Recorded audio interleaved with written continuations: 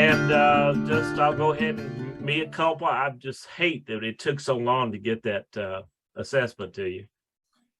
You should be getting, and we'll talk about this at the end, but you should be getting a link to, I've already got it lined up where the lady is going to be sending it to you on tomorrow, either late today or tomorrow. I know that's coming because it's coming directly from her.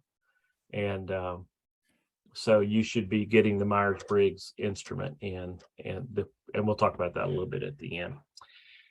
But let's jump in and kind of have a conversation a little bit. I think all of you have been able to at least take a look and figure this piece out a little bit that we were going to look at today. Oh, by the way, wait a minute. Before I get going too far, we have a couple of people who need to make sure that they're introduced, don't we? I really especially wanted to do it for Bridget. And I tell you what, since Bridget will watch this video, we'll do the introduction for Bridget there. Chris and Pep, and really Aaron didn't get a chance to really kind of introduce themselves since Chris and Pep were not here last week, and Aaron had to come in a little bit behind. So last week we just said in 90 seconds, introduce yourself by the name you want to be called, what you get paid to do, and I'll just add in, what do you hope to get out of this class? Three simple things. All right. So who wants to go first? I'll get it over with because I'm hungry. Okay. My name is David Pepler. Please call me Pep. I am operating my own LLC, Pep Talk Ministries, which involves coaching and consulting and retreat leading and all kinds of other stuff. I'm not really getting paid for it yet, but you know, it'll happen. And I've been looking forward to this class for quite some time because I want to add the use of assessments to the tool belt I use in my coaching. Great. All right. Can I take a bite now? Yeah, take a bite. Okay. And just eat a bite for me, will you? You know, so. All right. Chris, Aaron, you want to jump in? I'm good. All right. Yeah, I'm Chris Monroe. I am the associate senior pastor at Vinton Baptist Church, worship leader, janitor from time to time, do quite a lot of things. Been here a long time. Next month, you have been there a long time, haven't you? Yeah, next month will be 29 years. So yeah, I call that a long time. It's the definition of insanity at most days, but that's good. I kind of like Dave. I'm just curious about the various assessments that are out there and what they would be used for, and to be able to incorporate them into my coaching, and maybe even add them in as we understand them better. All right, great, Chris. It's good to have you part of things. I want to make you guys aware. Looks like I'm having a challenge with my internet today. So what I will do for a little while is I'm gonna help my bandwidth by taking my video down. So I'm gonna be here. You just won't see my face. Okay, you're gonna hear me. In fact, you'll get tired of hearing of me in just a minute. But I'm gonna take this video down, so hopefully that will help. If somehow the bandwidth just kicks me off, I will come back.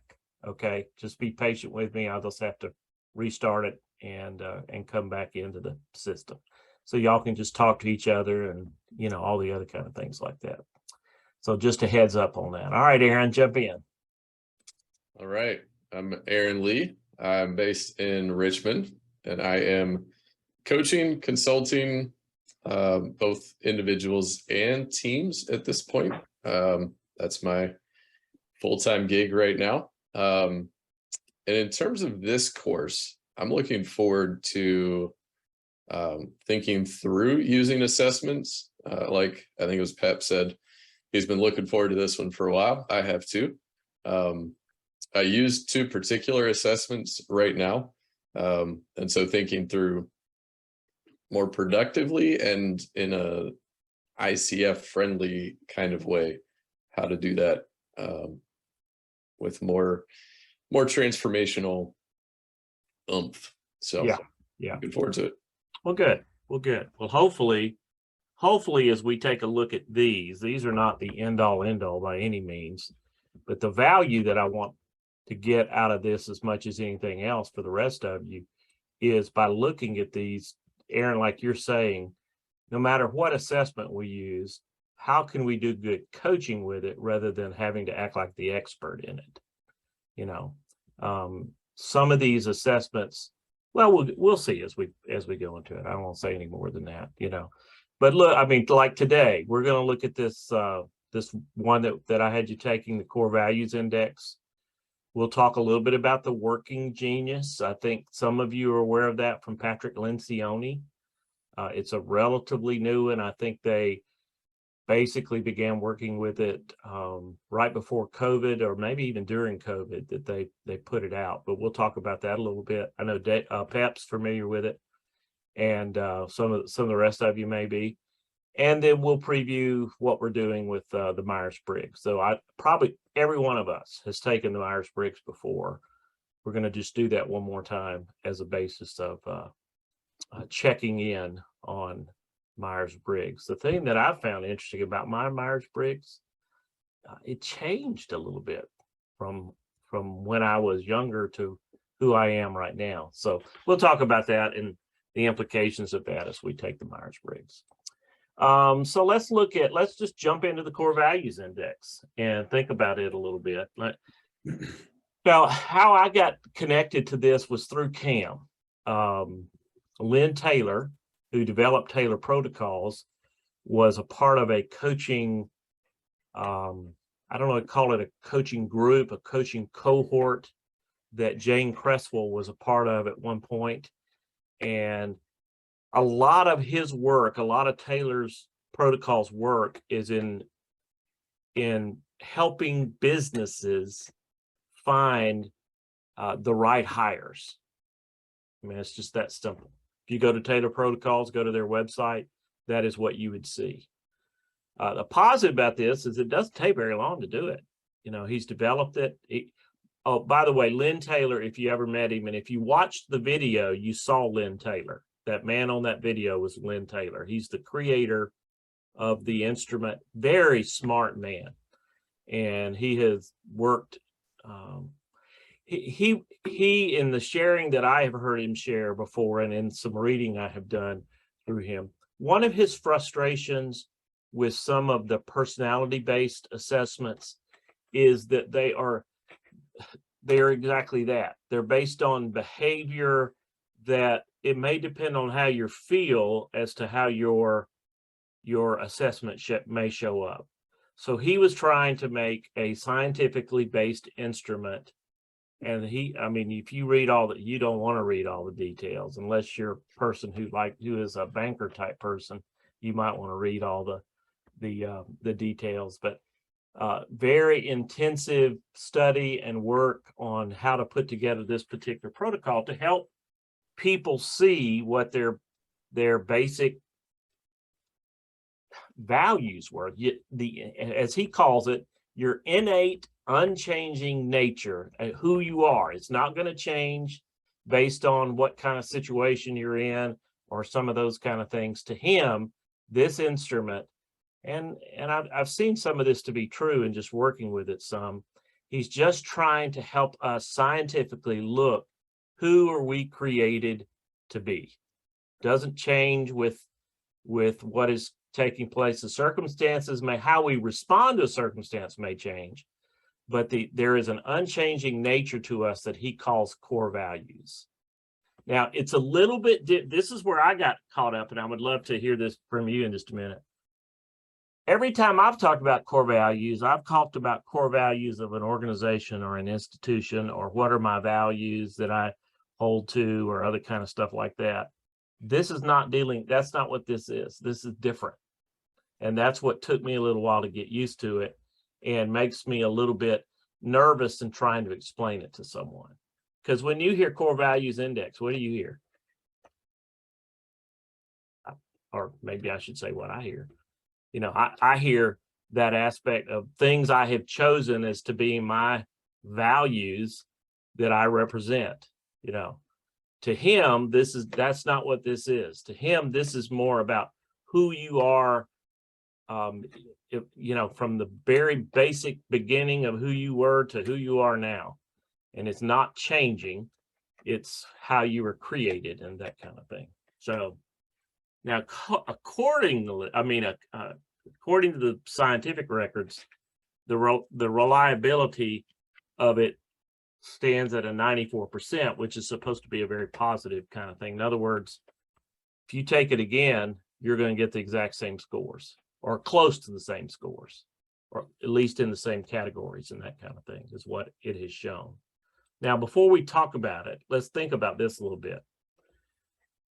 What was it like to take it? What were your experiences with it? This is your chance to talk.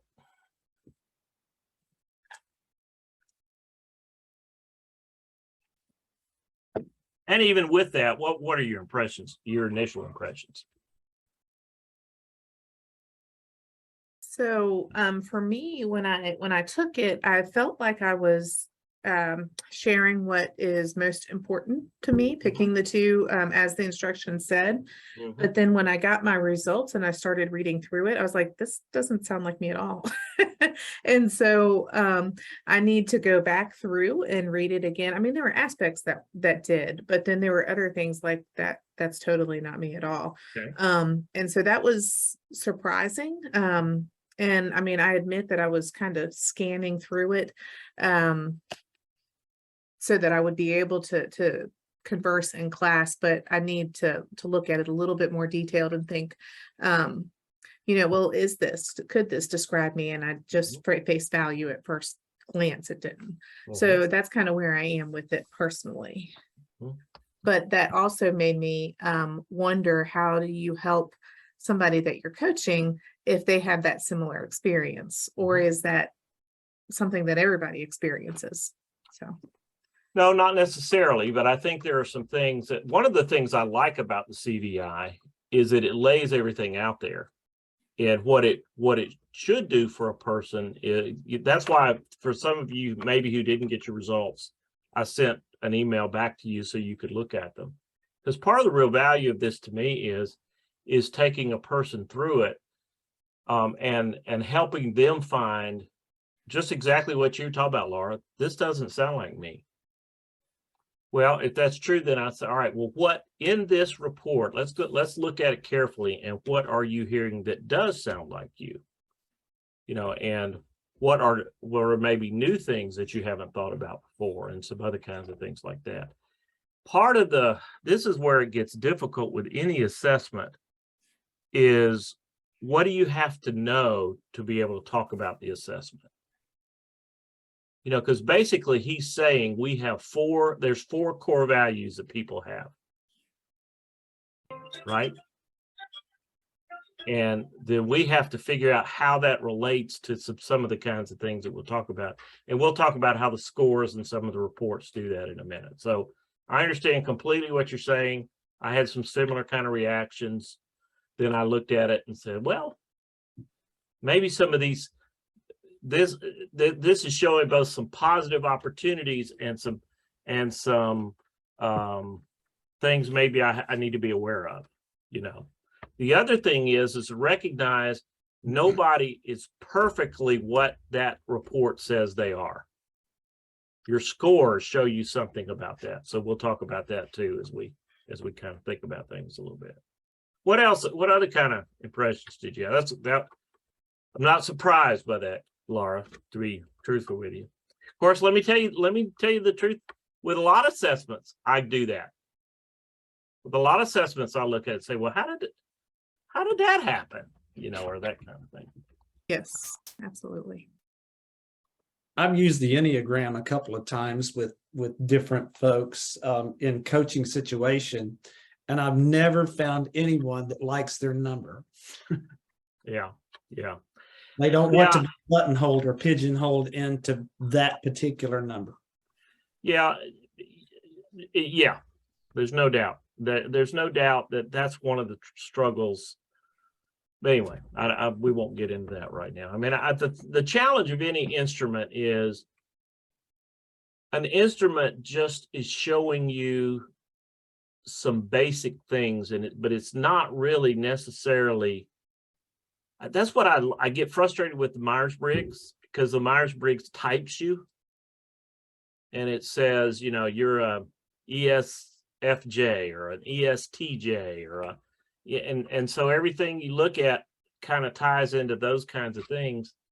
And I think you have to be careful with any of these assessments to where you take them at gospel value, I guess is the thing I would say. The thing I think you do with an assessment is you learn from it. What is it saying that is true for me? What am I learning from this that's going to kind of help me move forward, or that kind of thing, you know? But I think the Enneagram, especially, Chris, you know, there's debates about the Enneagram because there's no scientific basis to the Enneagram at all. Let's be real. The Enneagram I love it. I love the instrument, but it really, in a lot of ways, it was put together as an instrument back in the Middle Ages, or maybe a little bit before, as almost as a spiritual formation thing. If you go back and read Richard Rohr and some of the first things about the thing, you recognize that it really it was put together years ago. It does tell us some things about ourselves, and some things that we can do, but that's like with any of them. You got to recognize what's value and what's not in those kinds of things. So I'm not dismissing it. Please don't hear me with that, because I'll say the same thing about this one. I'm not going to dismiss it, but I think you have to recognize, be careful. If when I have somebody come to me and say, well, I'm a 9. And so they assume, so my next question is, so what does that mean to you? And they do, you don't know what a 9 is? No, I'm just asking you, what does it mean to you that you're a 9? Because that's the aspect of the most important thing about it, is recognizing that. And the same thing is true, you know, for other assessments. When you look at the Big 5, or we'll talk about more of this later. I think I'm getting ahead of myself. What, anybody else? What were your initial impressions? Ken, it's the first time I've ever taken this one. I was surprised how fast it was. Yeah, it is a very And quick one. I was surprised how for the main part, I was surprised how accurate it was for that fast. I mean, my secondary piece, that was some interesting pondering for me just in reading over things, but I can see where that came out that way.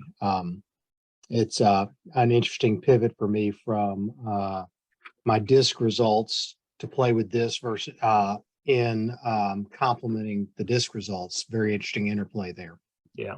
And what the interesting thing that when we've taken many assessments, what we do sometimes, just like you said there, Randy, is almost try to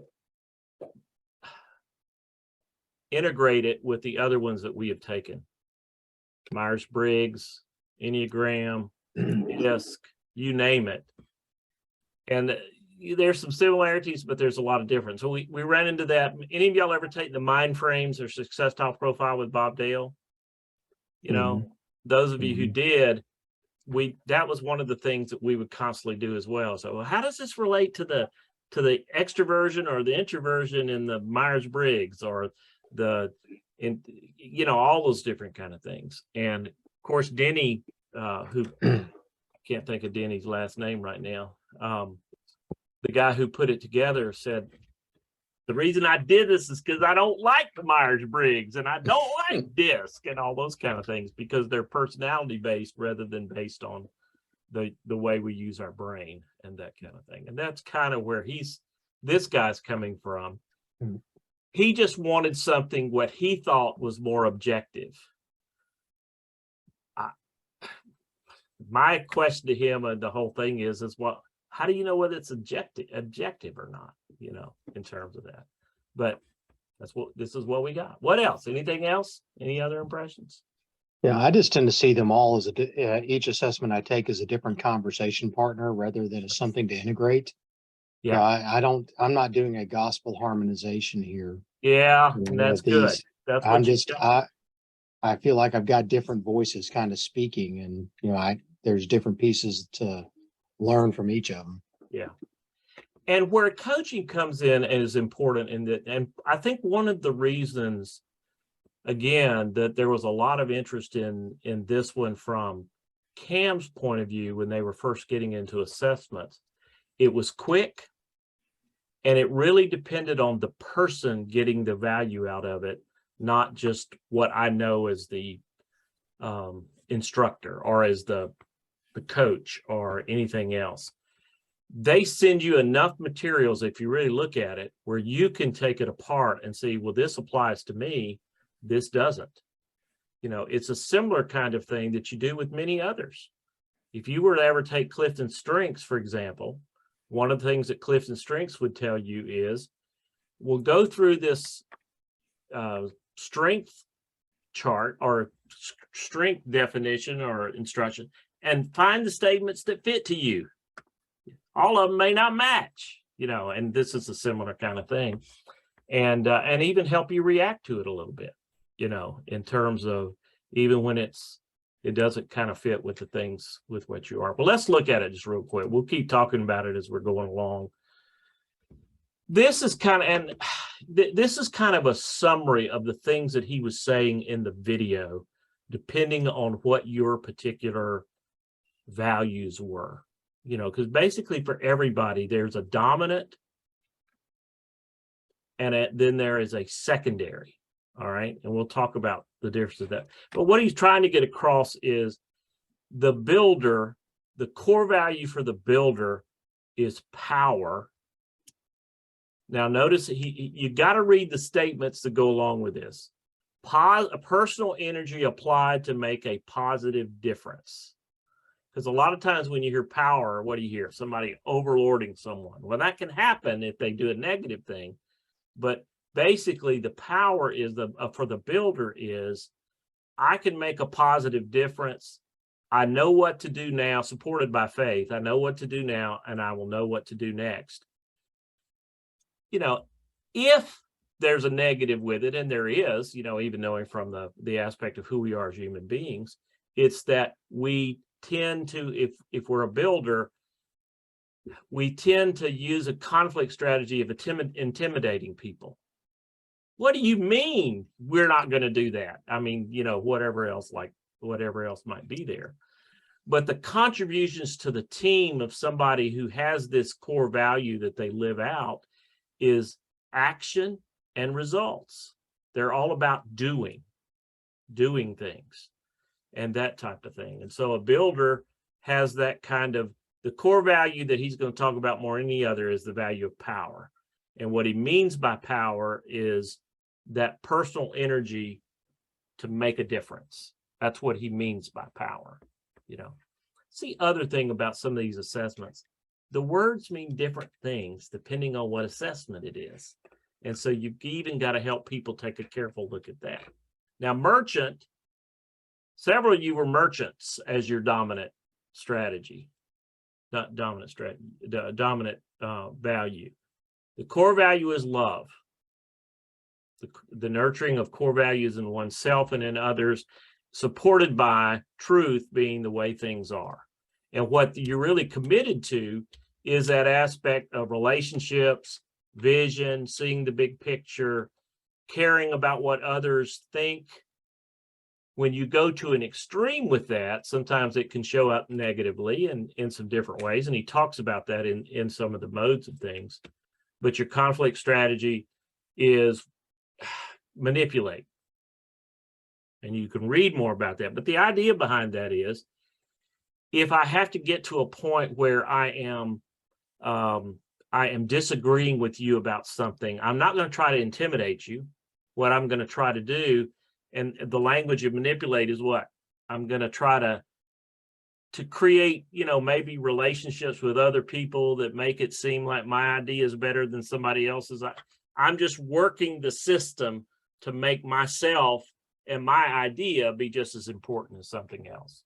That's what he's saying is the primary strategy there. And again, the choice of words is the challenge that sometimes we may feel in that. What he really is saying is conflict strategy is we're going to use those relationships we have to kind of do what we can to maneuver, might be another way to maneuver to where people come to our side. That's a way to handle conflict sometimes. All right. Now, the innovator, which some of us were as well, or either had the secondary strategy for that, is the core value is wisdom, and is supported by compassion, wanting to be inquisitive, observant, seeing, understanding, see the way things are, know what to do about it, likes to assess. And when you get into conflict, what do? You start asking questions. But where it goes negative is you start asking questions that somehow, in their own way, intimidate or try to switch blame or switch other kinds of circumstances like that. You don't have to act that way, but that's the usual tendency, is rather than confront with a sense of intimidation like the builder does, or trying to manipulate things as the merchant does, what this person of wisdom who likes to be thinking about different alternatives will be asking questions for the sake of trying to help people understand their point of view and getting them to where they want. Even sometimes questions that may lead to inappropriate evaluations or blame of other individuals or that kind of thing is what he's trying to get across here. And then the banker. There's a whole lot of bankers in our churches. I'm telling you, I know so many bankers in the churches. Their core value is knowledge, the how and the why of things. One of their key words is justice. Knowledge is available to all and used appropriately is what they're supported around. Their contribution to the team is conserving the way things are, and also wanting the right information. How many times have you heard somebody say sometimes is, well, I just need more information? Guess what their core value is probably knowledge, is probably being a banker. And then the conflict strategy is more of aloof judgment, meaning, well, I don't know that they're not going to intimidate or any kind of thing like that, but they're really getting back to the point of just kind of struggling with. So I haven't dealt with the learning styles, but I think you kind of get the idea. Let me show you this in another way with some cartoons and some pictures. I love pictures. Builders, from the very beginning, and what Lynn says in his research and his study, that even from the very beginning of the creation of human beings, there have been those who take action and get results. That's what a builder is. It needs to be done. We need food. So what am I going to do? I'm going to go out and hunt it, and I'm going to get me whatever, right? That's a builder. A merchant is one who envisions relationships for good and the core value of love that he talks about. Merchants it's not that they're not interested in business, but they're interested in the context of the relational value and the value of other people in what's represented. While again, if we continue to go around, look at the innovators. I wonder if we can find a way to make this round thing work. They're the ones who like to come up with solutions, analyze the problem and find the solutions. And the bankers are the one who want to conserve the resources. So there's always enough. All right. Does that make sense? That's what he's saying is the 4 values in this thing that are represented. So the other thing he says, and it'll show in your things, and we'll look at mine in a minute so we can talk about how you would coach me. But he also says that these 4 values work together in different ways. So like, for example, if somebody, well, I'll just go to these next ones. If there's 6 different types of the ways these work together. If somebody is a banker, excuse me, somebody has a, well, yeah, I mean, it's the builder and banker together. They're interested in practical things. You can expect that's what they're going to talk about. Where's the money? Where's the money coming from? Why can't we get this done right now? Because they're thinking practical. That's the core value type that's represented when there's a dominance of one and a secondary of another. All right. Many of you were love or merchant innovators, right? If I saw your scores correctly. Love and wisdom. So what's kind of a core value theme that kind of runs through there is creativity. And that's the way that you think about a lot of things, is finding ways to be creative. Gail, we've talked about your, that creative juice that flows in you a lot of times. And when you were working with worship and some of the other kind of things. Chris, the same kind of thing. Is it Chris, weren't yours Yes. in that same kind of thing? That Yes. creative aspect of things is what flows so easily. Dave, I think yours was there, if I remember right. Or Pep, excuse me, called you Dave. So that, and Laura, maybe yours too. Was yours in that category? Mine's there. And it's the creative juices that flows. The interesting thing, there are a lot of ministers that are in this type right here, in this creative type. Not all, but there are a lot of them that are in this particular setting. So another way to look at the way these work together, if somebody has the builder as the dominant, but love as or merchant as the secondary, there's more of an intuitive nature to what they're doing. That's the language that's used there. In fact, you can find those definitions in your report. I hope you saw them in terms of things. Knowledge and wisdom, cognitive. They're thinking up here constantly. All right. And then the other values are, this is where they cross with each other. I think, Aaron, yours may have been in the context of one of these, if I remember. Community or independence, and how that kind of flows and that kind of thing. And the way that you'll see the values of that, you won't see all these different things. Mine didn't anyway. Mine just had the actual scores on it, not the percentages. So I don't know if y'all's did or not, but what it's just representing is in that score that might be there is, here's where your score. This is a person whose score was what, higher in builder, and their second highest score, the secondary one, was merchant. So if you go back to the types, what's the type that's going to show up more? Intuitive. And there, see, intuitive is 47 on this particular thing. What the scores are on this particular piece is just a combination of the two things to show that particular piece. Now, I'm going to show you my results. All right. So let's have a little bit of fun with Ken here for a minute. All right. Here's the way my scores, I think. Here's the way my scores came out. I'm an innovator merchant, 27 for innovator, 24 for merchant. Then I have knowledge at 15 and power at 5. Now, one of the things he says in the document, I don't know if you saw this, is where your score says a lot about how much you use this particular value. All right.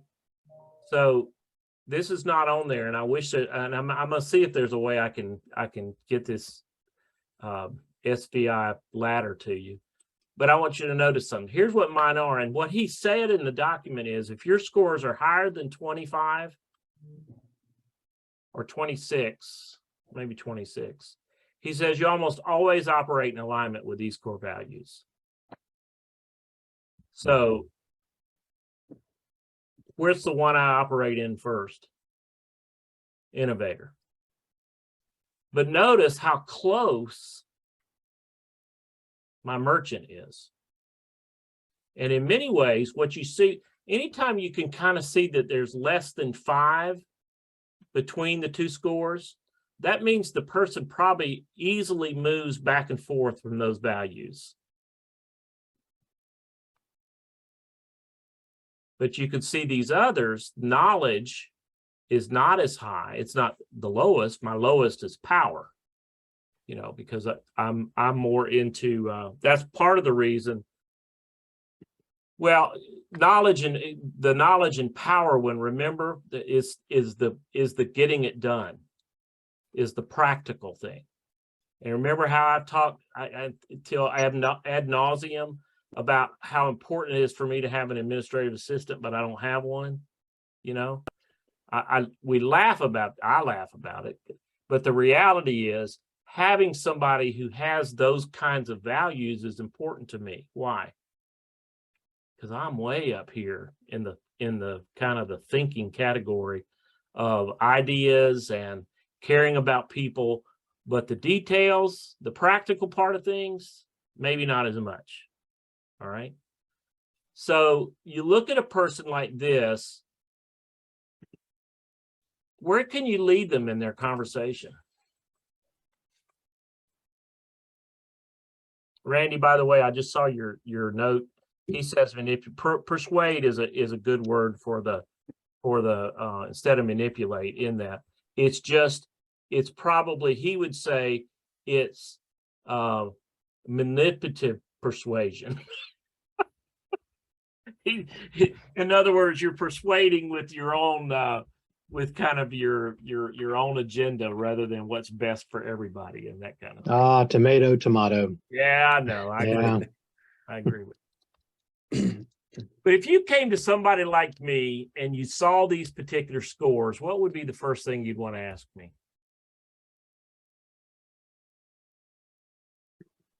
And by the way, if I were coaching somebody, I would have them to have their results in front of them. Okay. I think going based on Laura's feedback, how do you see these aligning with how you see yourself? Yeah. That could be a great question. You know, maybe even more basic than that is, all right, look at your results, and it says your innovator merchant. Tell me, what are the things in his explanation that match who you are? You know, what are the things in there that are new to you? What things in there are like you said, Aaron, what just doesn't match up with what your understanding is, you know, and that kind of thing.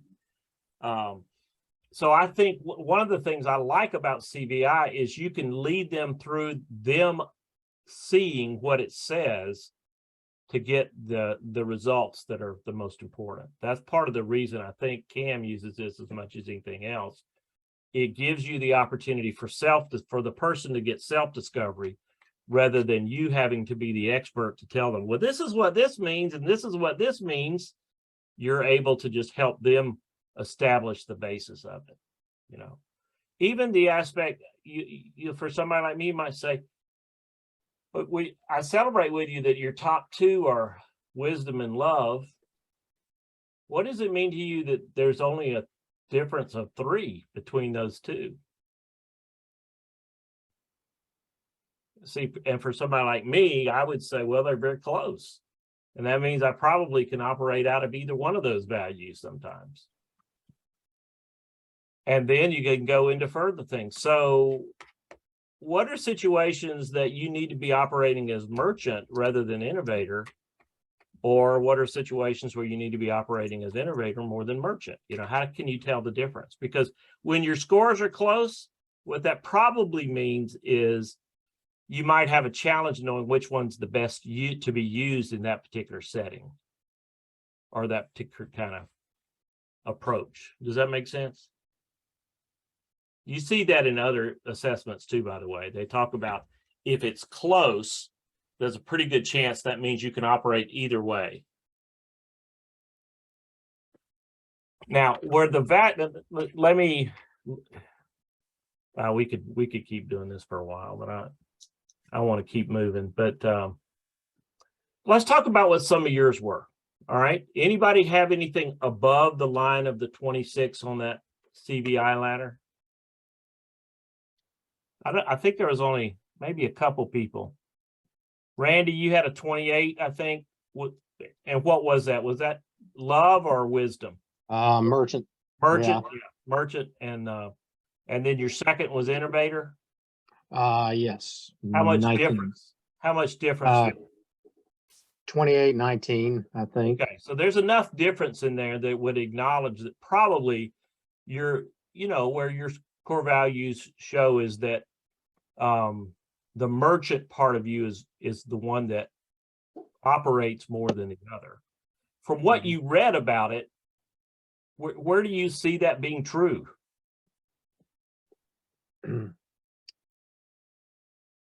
So when I joke about the manipulating and the persuading kind of thing, but Yeah. It's obvious in me that I have to watch when you're in a team relationship and there are different perspectives. I have to watch because I'll often step back and present the idea in a different way, and I have to watch that does not become a manipulative process. I mean, that is absolutely me. And the idea of relationships over everything else. Yeah. I mean, I want to build into the people on my team, and hopefully what I have is I'm in situations where the folks around me, kind of something like what you were saying, Ken, the folks around me, I've got a couple of bankers around me and a couple of other folks around me that are very results driven that help make sure that those things happen so that the team complements each other very well. But absolutely. What we're notorious for with assessments like this is looking for what's wrong with us. But the reality of this one is not designed to talk about really what's wrong. It's really talking more about where are your strengths, where can you function best in the setting. Now, especially remember, what is this? This is really designed more for a work or helping people find their place in work or some other kind of things like that. This is a good thing to use in team development kind of situations where people could talk about the differences and what the different persons bring to the table for the conversation. It also, when you're looking for an employee, if this were done in a company context, this could tell you, if you knew what your team approach was and what the job is and the other kind of thing is, what a person with what kind of values would be best for this particular team. Now, Randy, if everybody on your team were leading with wisdom or leading with love and merchant, what would that say to you about your team? I'd say we'd have a ball and a lot of fun and we wouldn't get anything done. Yeah. But we'd have a good time. That a lot of your challenges with others will be around, are you giving them enough information? Are you getting things done? That's the builder part and all those kinds of things. And recognizing the importance of that becomes important, a big thing. The reason I got certified in this, let me be upfront, I did this about 10 years ago, is because at that point I was working a lot with churches who were looking for pastors. And I felt this had the potential of helping the church think about who they were as a church. Were they filled with a bunch of knowledge and bankers and builders? That was going to affect, if they were going to have somebody that was from love and wisdom standpoint, that was going to affect their relationships and their expectations. You see what I'm saying? In terms of those kind of things. Now, to me, it was important for many of those churches, if a lot of them were knowledge bankers and builders, that they have somebody in that wisdom and love category, but it was gonna be a place of potential conflict if they did not see the value of each other and that kind of thing.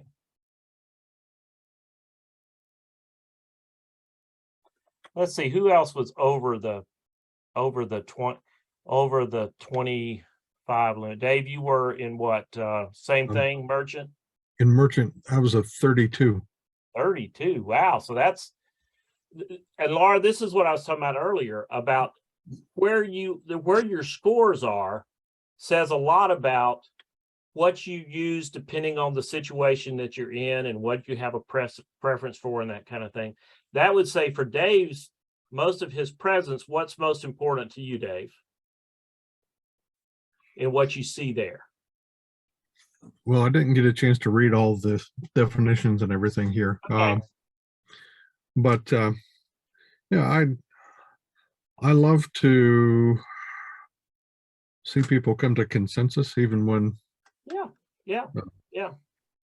You have value in his point is, and love is, this is not necessarily just this is not agape love like we think about from a New Testament standpoint, but it is that I value relationships. I value seeing what others see and want them to be a part of the process with me and that kind of thing. That's who a merchant is. And I can tell you that's exactly what happened with the whole Chamberlain.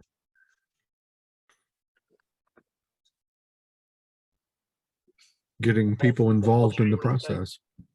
Yeah. Did Dave crackle there a little bit for y'all? Was that just me? Oh, good. I thought my computer was going out. That's just connection. It's fine, Dave. It's no problem. But Chamberlain, tell me a little bit more about what you mean there. Well, one of the key components to the whole Chamberlain story as it unfolded was to ensure that, you know, one of my key points was a grassroots movement. So that I made sure everybody had opportunity, whether they utilized it or not, to be heard and to just be understood that they were valued as part of the process and part of the decision making. So I had a bent to make sure as many people who wanted to be involved were involved.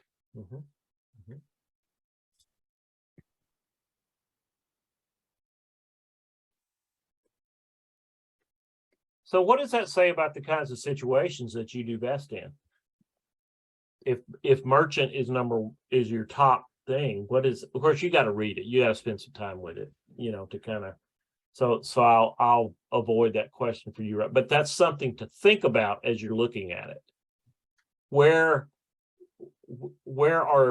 are my greatest opportunities, you know, for those kind of things, you know?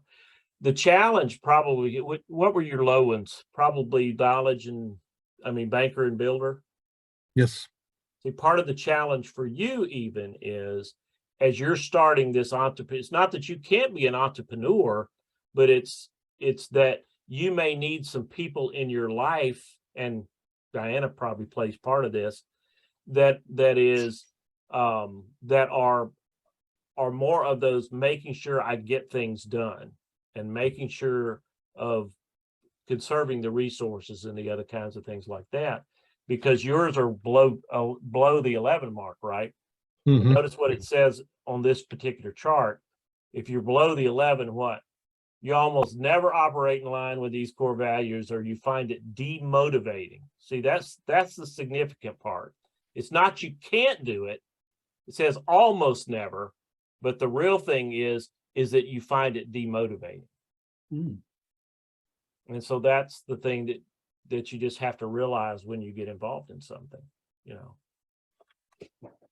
Here I am in the wisdom and the love category. So creativity means a lot to me in terms of things, and they're very close to each other as you see these scores in front of you. But there is an aspect that my difficulty is carrying out the details and making sure that everything gets done. Now I can do it, but boy, why do you think I keep saying so much about that I really need an assistant to help me? Because what it does is it demotivates me. when I don't have somebody helping me. Yesterday, I had a meeting in the building, for example, and I had to get everything prepared, had to get all the lunches together, all those other kinds of things like that. Well, what was I by the end of the day? Worn slap out. I was demotivated. I'm going, I don't want to do this anymore. I mean, you go through those kind of feelings because you're using energy, and the language again of the CVI is as much about where your energy goes as it is about anything else. And so my energy is more in the process of creating ideas and caring about people. The having to, I had to get Mary Lee's help to figure out how to get the coffee made, to where the napkins and the plates were, and all the other kind of things like that, because I forgot to get those when I went to the store. I don't care about those kind of things, but I had to get it done, and that kind of thing. So that's just what it's saying. It's just saying that, and one of the things that that I've said to leaders is that even in our setting, is what you have to understand is the more I'm doing these things, the more it demotivates me from wanting to work here. That's just reality. So it's, I'm not telling, I mean, we're all talking among friends here, but that's the reality of what you face in those kind of settings sometimes, right? And I think that's all it's trying to do is trying to remind people, don't put yourself as much as you can in situations where you're going to be spending more time with demotivating energy than energy where you are motivated to do things. All of us who are in ministry settings, all of us were pretty, or by that I mean vocational ministry settings, either in a church or a denominational setting of some kind. We were up high in these wisdom and love categories. The one of us who is Aaron, who's being an entrepreneur and starting his own thing and doing training and other kinds of things like that, he was more in power and wisdom. See, because even, I mean, this is me, my value. Aaron, I would wonder your evaluation of that. But what that says to me is Aaron is energized by getting things done, not just by talking about ideas. Though he likes to talk about ideas, that's the wisdom and the innovator. He also, which one was higher for you, Aaron? Innovator than. So it was, so that's still the builder. ideas, but then you know how to take those ideas and get something done with it, right? And that's been valuable for you as being an entrepreneur and starting your own business and some of the other kinds of stuff like that. As slow it is, as slow as it is. Yes. Yeah, I think one of the ways that I always frame this, which has led in my personal reflection to a new recent insight, is looking at the opposite. So if I'm strong in this, what am I not strong in based on the assessment? And I think if you go, sorry, I'm switching. I think if you go back 2 slides, Ken, Okay. that one embodies for me that I am independent. Yeah. And not as strong in community. And my life experience, I was reflecting about this over the past couple of weeks. Some of you know and have heard Catherine Bullard, one of the previous WMU executive directors, passed away. And in reflecting, she was a member at our church. And about 10 years ago, as part of the ministerial staff, I was on the hospital rotation. And I remember walking, I actually don't remember. She and Emma have been great friends for a long time. They worked together at WMU. And so I actually don't remember which one of them was in the hospital, but I vividly remember walking into that room thinking, okay, I'm supposed to be doing this. This is my job to do this. Seminaries told me how to do this. I don't like this and I'm not good at this. Is that ever going to change? And so I think that distinction there, if I had been coached in that kind of perspective, not that all of us are great at anything, but looking at this kind of distinction, hey, where are we gifted? Where are we not gifted? How can I coach in that weakness area? Not can, I mean, I'm right there with you. If I don't have a right hand of some kind in that administrative support, I'm lost. And so we've got to figure out some of those things. Sometimes it's in the form of another person. Sometimes it's in the form of personal growth. But yeah, well, see, even for me, thinking about you and your work at the BGAV, you know, the value that you brought in a lot of ways with the disaster relief work was the independent stuff you could do to work with all these other individuals, but you could create things and do things and other stuff like that. That was a really positive thing for you when you were in that setting. Yet there were the challenges probably for you in terms of the system rules, the system boundaries, restrictions, all those other kinds of things. Because what you're wanting to do out of your builder part of things is, I just want to get this done. I don't want things getting in my way. Just let me get it done, you know? And that's not a negative. That's just meaning that's the kind of person that you need to be and we're very good at in that kind of setting. But what could very easily could frustrate you at times, and I don't know if it's ever did frustrates me. I don't know if it ever frustrated you, but it's that sense of always hearing, well, we don't have the money to do that. Oh, we can't do that because we don't. Oh, we can't do that. You know, oh no, you can't do that. And that becomes demotivating to somebody who wants to just get things done. You know, that's just a take on that. Well, and very similarly to you, I think I spent 4 out of my 4.5 years at the BGAV asking for an admin. Yeah. Well, I mean, that's just part of being part of BGAV life, really, in a lot of ways. Yeah. And I've been doing fine for the last 2.5 to 3 years with it, but I just can't get other things done because I am spending so much energy on the other things. So enough of my complaining situation. That's also the innovator and the merchant coming out with me, that I can complain about things when things aren't working out the way they should. All right, well, that's enough. I mean, you kind of get the idea of what I like, and let's just talk about it in this. I mean, you haven't had enough time to do some of this. I'll get back to this kind of thing because it talks about if you, and that was partly my fault from not getting it to you quicker. But if you have a chance to look over the assessment, one of the things to think about is what's something you can learn about yourself that you need to keep in mind as you coach. For example, for me, innovator, what does innovator like to do? Come up with solutions. So as a coach, what do I have to keep in mind? It's not you who needs to come up with a solution. It's the client who needs to come up with a solution. You know, and so I have to keep that in mind as I'm even coaching, that it's not about me, it's about the client and that kind of thing. Those of you who have merchant as the top, you're going to be focused on people. So being that for them is a positive thing, you know. But so you've got all those things you just have to be aware of, and that's what it's talking about.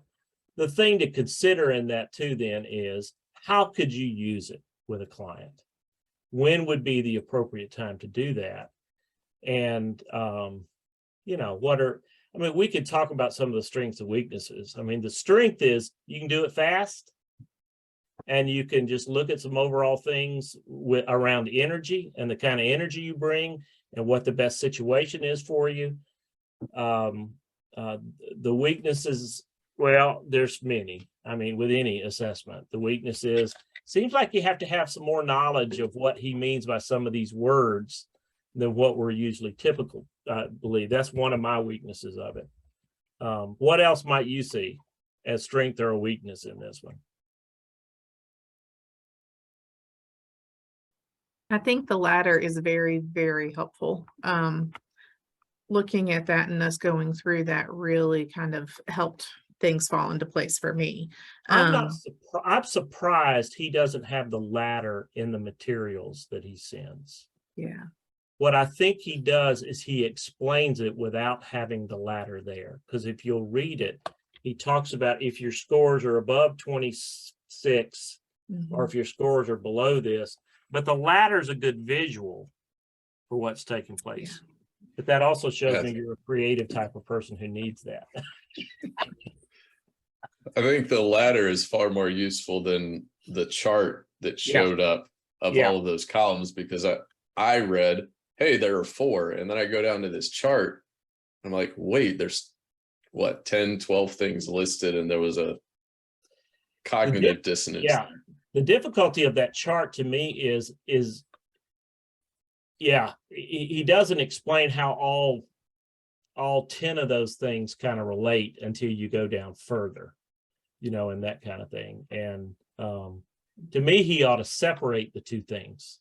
He ought to separate the top, the 4 values, and then do the contribution piece of the types in a separate column. But that's another issue. I'll remind him that I had some friends who were looking at this and why don't you do this and that kind of thing. He is a builder. I mean, that's why he has a business and some of the other kind of things. And making suggestions to him is not an easy thing to do. Let's put it that way, because that's what you'll find sometimes with builders. They have their idea, they want to get it done, and that kind of thing. Any other thing that you see here? I was actually thinking it's hard to make suggestions to builders because they might, bow up or whatever else, but it might be hard to make suggestions to bankers because they always have the right information. Yeah. Well, in some ways, for any of us, the weaknesses that show up in our life is it's hard sometimes to convince us of anything. Oh, sure. Because even those of us in merchant and innovator, we have a very difficult time dealing with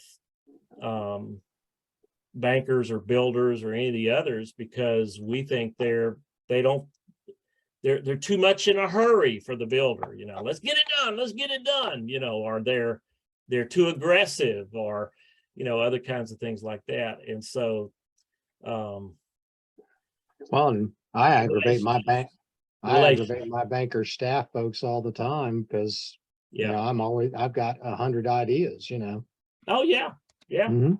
And they really are valuable to you in a lot of ways in terms of recognizing things. The only thing is that sometimes when you tell them they're valuable, they take it too seriously. That's true for all of us.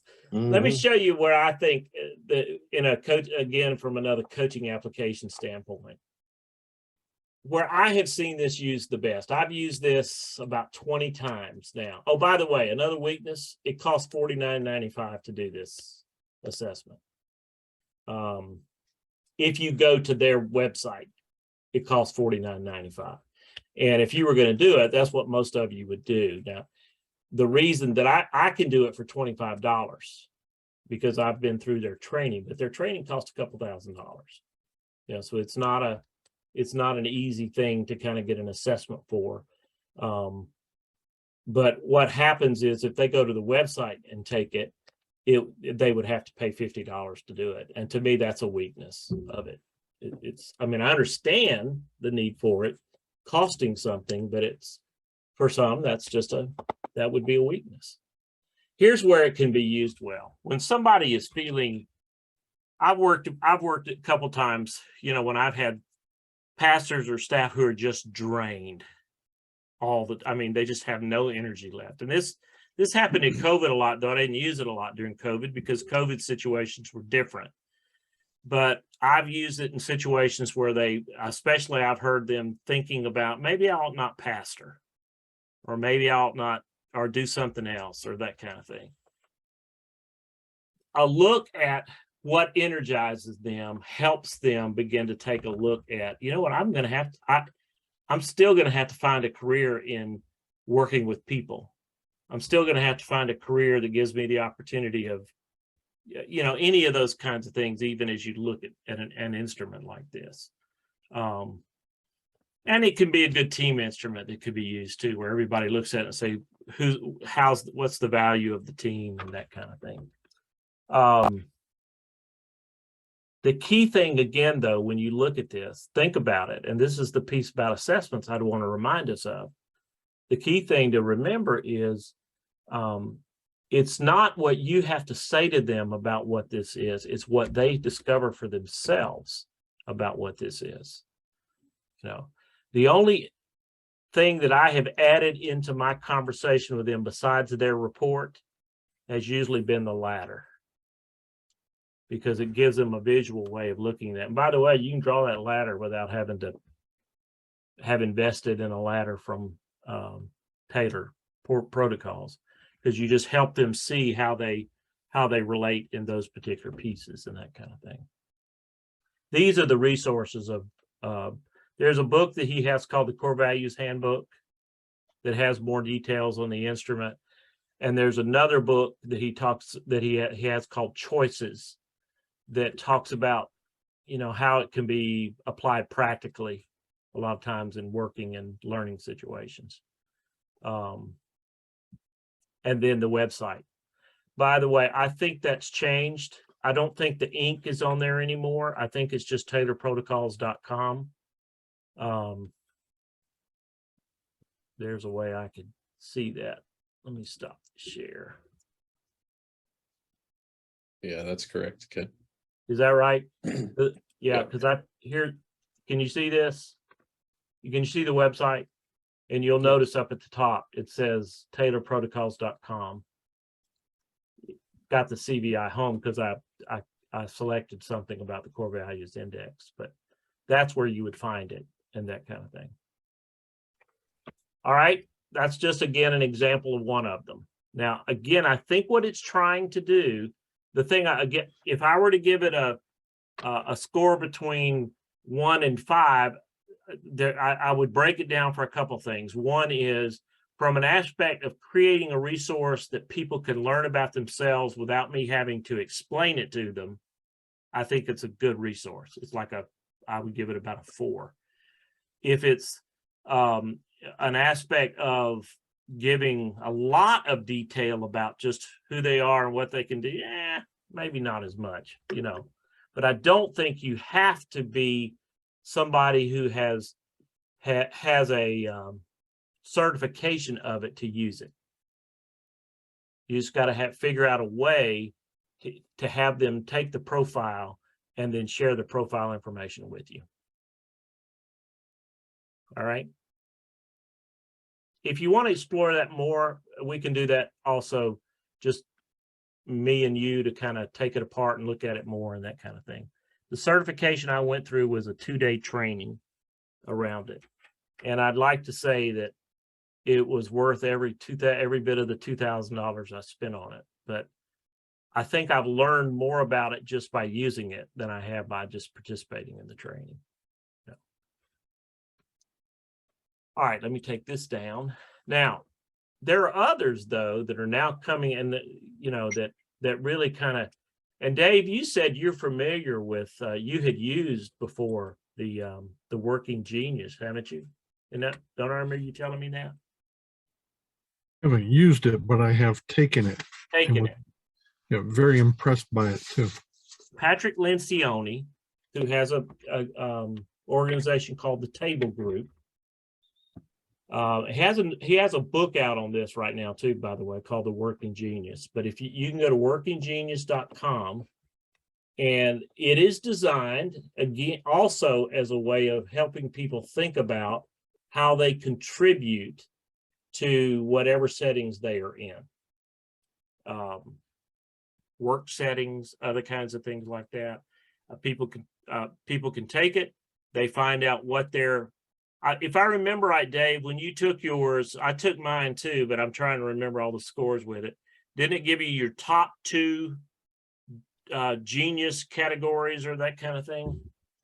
Yeah, it's much the same principle where they you're going to have a top two that will be the key areas to function out of. And this one is really designed more around the area of giftedness, what you bring to a team, what you bring to the table. But it's, like I said, it's really good. Yeah, well, see, CVI would classify themselves with this as the same kind of instrument. An instrument to kind of help you design what's the best kind of work you can have, how you can work well as a team, and some other kinds of things like that. That's how they make their money. I think this is a simpler one to use in the sense of, let me back up. It's simpler in the sense that it just represents 6 things. You can see what those 6 things are. Here's the geniuses they talk about: the genius of wonder, the genius of invention, discernment, galvanizing, enablement, and tenacity. That's the 6 that they measure. And what the person can do is they take a look at, do you remember, Dave, with your assessment, how much detail they gave you of what these represented? It seems to me you can get a couple of different levels of that. You know how much you want to pay? I think so. It's been a little while now. Okay. The assessment's been out for a good while, but the book just came out like 2 weeks ago. The assessment's been out since about 2019, because I went to the first thing that Lencioni had about it. And by the way, there is a podcast on it as well, where you can find out information on it. It's really a very simple assessment for a person. Where I found it to be the most helpful, again, is like Dave was saying, is to help people think about their giftedness. What came out of this assessment for you, Dave? Very similar to what we just did with the CVI, because mine really highlighted the whole wonder and invention. That's what I wondered. Which of these were the ones that showed up at the top for you? And they were wonder and invention. Okay. Mine was wonder and discernment. That was the 2 that came up the highest for me. And this is another one that the cost of it is $24.95 to take it. It's another one, if you go through the assessment piece, I'm sure they give you some kind of discount to give it, but I'm not positive what it, not assessment, go through the certification for it, because they do have a certification process with it. The only way I know to tell you to get value, to understand the value of this one, is for you to find some time or some energy to take it and see what you could get out of it. What Lencioni says in the podcast and the other information is the table group works with a lot of organizations, both for-profit and nonprofit, in helping teams. You remember Lencioni is the one who wrote the book about the 5 dysfunctions of a team. He's written several. He wrote a book called The Advantage, and so he does a lot of work with organizations. And one of the pieces where he says a lot is that what the issue of alignment is a key issue for organizations, for people who are working together. And they were finding in their research and the time they were spending together that there were a lot of people that were not aligned correctly with really what their gifts were and what their talents and strengths were and that kind of thing. And that's where he used the language of working genius. So it's new enough. I mean, all these others that we'll look at are a little bit older than this one, but it's new enough that it's been well received by a lot of people in terms of things. There's a little bit of limit to it in terms of just recognizing that they're still tweaking it some. But again, you're not trying to find, well, everybody's always looking for the magic formula. You know, the key piece for this, if I were coaching you and you knew what if I were coaching Dave right now and he knew his top 2 were wonder and invention, then my question to him, so what value does that have for you to know that? When are you operating the best in that genius of wonder? You know, when are you operating best in that invention genius. Now, there's a danger with these kind of things to want to say, well, I want to be more like a tenacity, the genius of tenacity, you know, and some other kinds of things like that. And if I remember right, they do talk about that aspect of these are talking about natural gifts, not about developing skills in it. And so it's just trying to help people understand this is what you're, just like the core values index was, this is what you're predisposed to kind of have a genius toward, is the language that they're using and that kind of thing. So you might find some interest in that one. The best way to do it is by taking it. Now, what I would suggest, I don't know, Jay, do you have the book, The Working Genius? It came in yesterday's. What I know mail, for a so- lot of these books, I don't have the book yet. They sometimes will have an assessment that you can take based on you purchasing the book. I don't know whether this one does that or not. I don't know. And Haven't opened but a good example of that is Strength Finder or now Clifton Strengths. When you buy one of their books, what are they going to give you? They're going to give you a code to be able to take the strengths assessment. I'm pretty sure this does that, but I don't have the book yet to know that for sure. Are you looking at it now, Dave? Yeah, I'm looking at the back pages where you normally find those things. Okay. Well, if Can't- you see something, Yeah. you know, just kind of let us know. But Amazon says that in addition to the book, they have created a 10-minute assessment that helps individuals quickly identify their gifts and apply this model to themselves and their team. It okay. doesn't say whether it's part of the book, but it does say Yeah. that that's Yeah. created, so. Yeah. Yeah. And see that's the part I don't know. I mean, most books do that, but I don't know whether his does that or not. His has an ad for it, but I don't necessarily see a use this code. Well, I do know that if you go to the website, workinggenius.com, you can take it for $24.95. Mhm. And Okay. and to be So- certified in this is 2,500. I can guarantee you that if you're going to get certified in any of these, it's going to cost you anywhere from $2,000 to $5,000 to get certified in any of them. Well, in fact, the strengths, the Gallup strengths is over $7,000 because I've explored almost all these kind of things. And the value as a coach is a lot of times you do not have to always be certified in it to be able to use it. And do you realize there are some profiles? I haven't talked about the big five. I mentioned that one in the email. We'll probably just wait on that one. But some of those, you can find free assessments that are not certified assessments, but still can give you some element of the general understanding of the agreement. Like there's a website called let's see. I want to think it's called psychtest.com, where they will have many different ones that you can take free. You know, and you can even point a person to that and that kind of thing. All right. We'll look at, I'll show you some of those when we up on that website sometime in this process. Even Myers-Briggs has you can find some free assessments that people can take. The Kersey sorter was one for a long time that there was not a cost to it, but it measured basically the same thing that Myers-Briggs did. What you will receive tomorrow is a link to the Myers-Briggs. And make sure you put your own email in there so the results will go directly to you. All right. They come to me, I'm gonna send them to you. But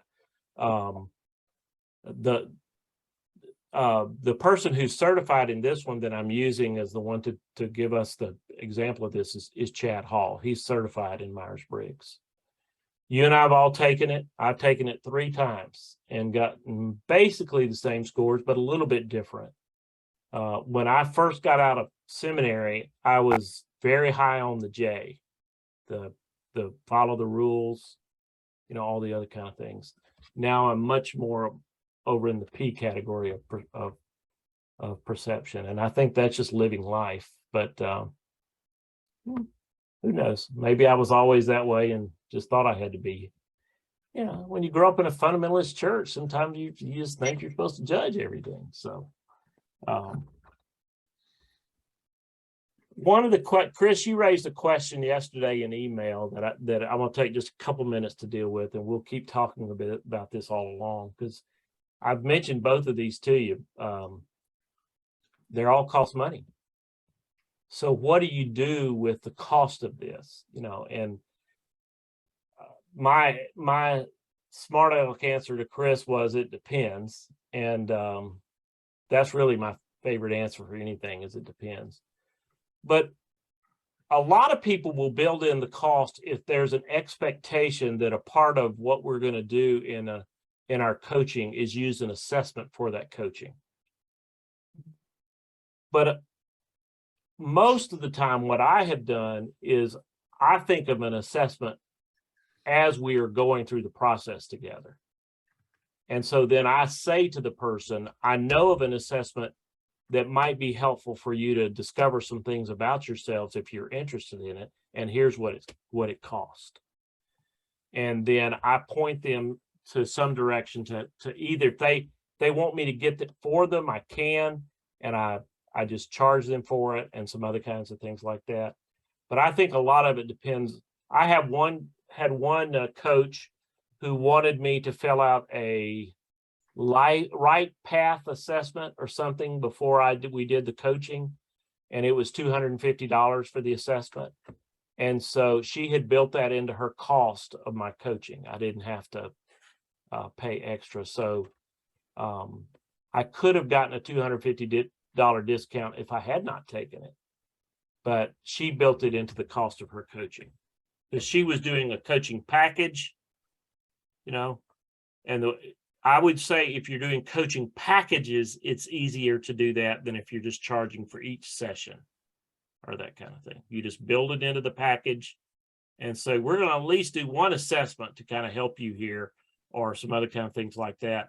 And then what you have to do in that kind of setting is buy it and send them the link to it is usually when that occurs. Does that help at all, Chris, with your question? Yeah, I kind of thought that might be the answer, but yeah, I mean, I think it's a great question because some of these can really get up to being pretty expensive. I mean, $50, we're talking, some of these are a lot more than that.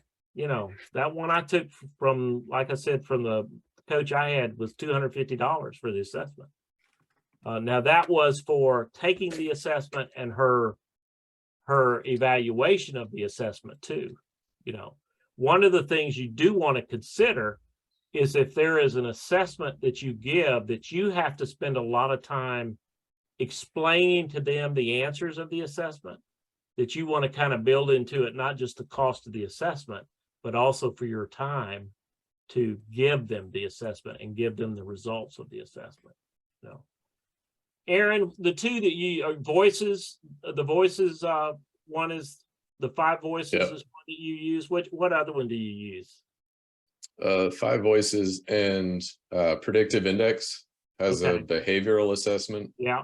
That's similar to CVI and the scientifically validated, valid for hiring in that kind of camp. Yeah. And the pricing models for both of those are different in terms of coaching. Predictive index is free. If you're going to use it organizationally, that's when a price point comes in. 5 Voices has actually changed their online assessment model. There's 2 out there right now. One, you can take a free one and find your number 1 voice. You got to pay to get the full download. As kind of an enticement. The old model was the assessment's free and you can get on and learn all about yourself for free. The 5 Voices is done by a Giant, right? The Giant leadership group. Yep. And we'll talk more about the behavioral one because we'll look at the Phiro B and some others like that later on down the line. And that's a good time to even think about one like that. All right. All right. So that's going to be kind of the focus of today. What are you taking out of what are you gaining from this about the CVI or about some of these other instruments like this?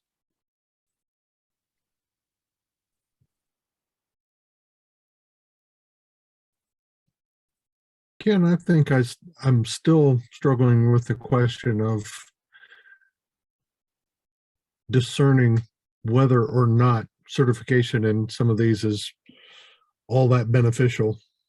Well, we'll talk about that as we go along, okay? Because even as we look at these, I'm saying to you that after going through the certification with the CVI, the only time I think that the certification for the CVI is necessary is when you have, if I had a career counseling center or a career coaching niche or an organizational perspective where I was trying to help you find the right hires, you would need the certification for that.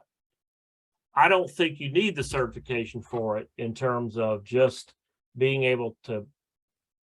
And again, this is where the piece has to be very careful. We're looking at these so quickly that it's not being fair to you in terms of things. You've got to look at it from a perspective from a coaching end. What is the purpose of this assessment? Does it need me to be the expert in the assessment in order for the person to create self-discovery? Or can they find their own element of discovery in it, and that kind of thing?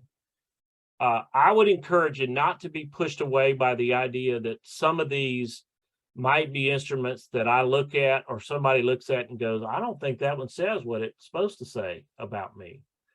Laura, like we were talking about, earlier, there is a good chance that I am never going to like an assessment that tells me something I don't want to see, that's the way that we kind of learn sometimes from the aspect of what we're doing. And so don't be completely turned off by that. The challenge is that when you're working with a client, one of the real things is can it create some self-discovery, and the only places where with this one, for example, you would need to have a little bit of understanding about it is to make sure you understand what those numbers mean in terms of the ladder, kind of the 26 and above, or the other kinds of stuff like that. Because the only time I would ever see that somebody is going to always be like that is if they were at a 36 at the top of the chart. Other than that, all those things are not going to apply to them. There's just going to be some of them that do. And what I'm always trying to point out is, so what are the ones that you agree with? What are the ones that if you were talking to a friend and they were really being honest with you, they would say, oh yeah, that's you. Even if you don't like it, because that's where growing points sometimes go, That's the hardest for me. I hate it when Teresa says, oh yeah, that's you. What? That's not me. That kind of thing. So, all right. Well, I just gave you a little introduction into it. Look forward to getting the Myers-Briggs stuff. And I think Myers-Briggs takes a little bit longer to take than the 10 minutes than the other one does. But hopefully you'll get your results back pretty quick and you can kind of walk through it a little bit, and we'll do some walking through it next week and kind of work from there. Okay. Okay. Thanks for the time. Thank you. I just remembered I got to get ready for another class. So y'all take easy, and we'll talk to you next week. Thanks, Ken. Thanks, Ken. Thanks. Thanks, Ken. Mhm.